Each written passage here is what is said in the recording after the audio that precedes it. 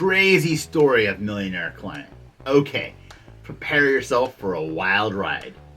Early in my career, I got an online lead who we will call Joe. Joe wanted to buy $1 million home in Folsom for his girlfriend. I met Joe and his girlfriend at the house. That showing turns into Joe wanting me to show him a multi-million-dollar office building in old Sacramento. Turns out, Joe has a private jet charter company and is rolling in the dough. Dream client, right? After I showed Joe the office, he asked me if I know about this house in Lake Tahoe that is 10,000 square feet and has a huge boat dock.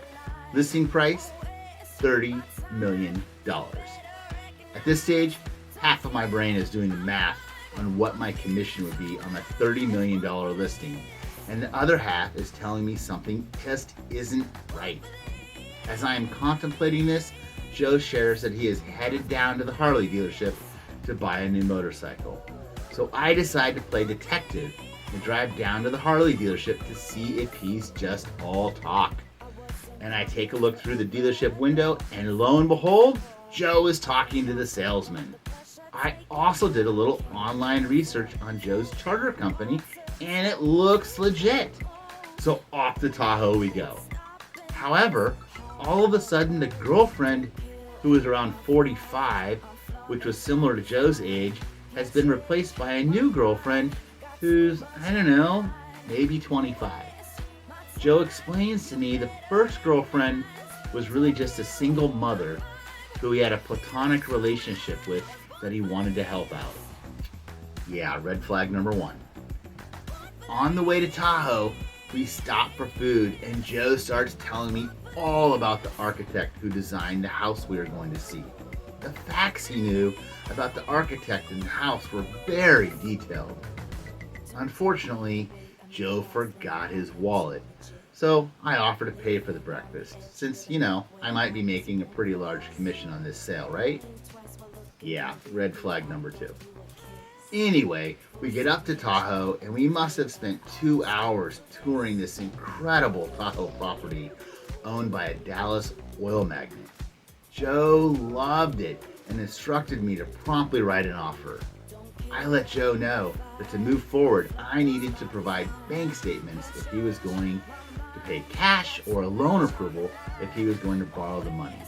He asked me if I could fly with him to Los Angeles the next day to meet with his attorney and get all of the paperwork.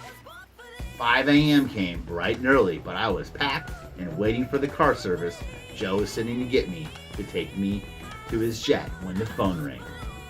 Joe's lawyer needed to reschedule for another day because, something came up.